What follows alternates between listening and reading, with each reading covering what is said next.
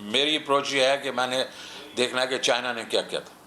China نے کوئی 20-25 سال جو ہے اپنے کرنسی کو انڈر ویلیو رکھا تھا، کیونکہ وہ چاہتے تھے کہ ان کی ایکسپورٹس جو ہیں وہ بڑھیں. ساری دنیا نے شور مچایا، پیٹے روئے، انہوں نے نہیں چینج کیا. اور انہوں نے اس وقت چینج کیا جب ان کی جو ایکسپورٹس تھی وہ ٹریلینز آف ڈالرز میں تھی. تو ہم کو یہ نہیں یو کرنا چاہیے کہ جی مارکیٹ اگر کہہ رہی ہے تو 165 پہ چلے گیا، مارکیٹ یہ کہہ رہی ہے تو ہم 150 پہ چلے گئے. ہماری اکانومی میں اتنی ڈیپتھ نہیں ہے کہ وہ ان چیزوں کو سہارا دے سکے. تو میرے اپنے نزدیک 155 سے 160 کے درمیان میں ہمارا ایکسچینج ریٹ رہنا چاہیے، اور اس کو ہم مینٹین کریں گے اگلے 2-3 سال میں، اور اس کے پریڈکٹیبلٹی آ جائے گی.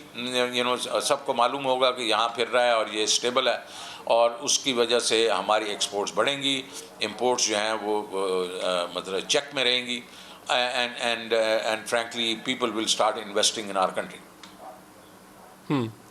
ایک شوکت صاحب لاسٹ کویسچن آپ سے پوچھ لوں، اگر شوکت ترین فائنانس منسٹر کا چارج سنبھالتے ہیں تو ایک تگڑے طاقتور فائنانس منسٹر با اختیار فائنانس منسٹر کا چارج سنبھالیں گے، یا بالکل سیکنڈ فیڈل کمزور فائنانس منسٹر جس کو کبھی IMF ڈکٹیٹ کرے گی، کبھی کہیں اور سے میسیج آئے گا؟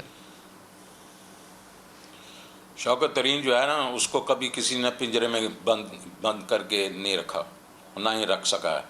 تو اگر وہ آئے گا تو وہ پنجرے سے باہر ہی ہوگا اور شیر ہوگا. وہ فرنٹ پہ کھیلے گا، اور اپنی جو میرے پرنسپلز ہیں اور مجھے جو معلوم ہے جو ہمارے ملک کے لیے، ہمارے غریب عوام کے لیے جو ٹھیک ہے، اس کو وہ آگے لے کے چلے گا، IMF اور نو IMF.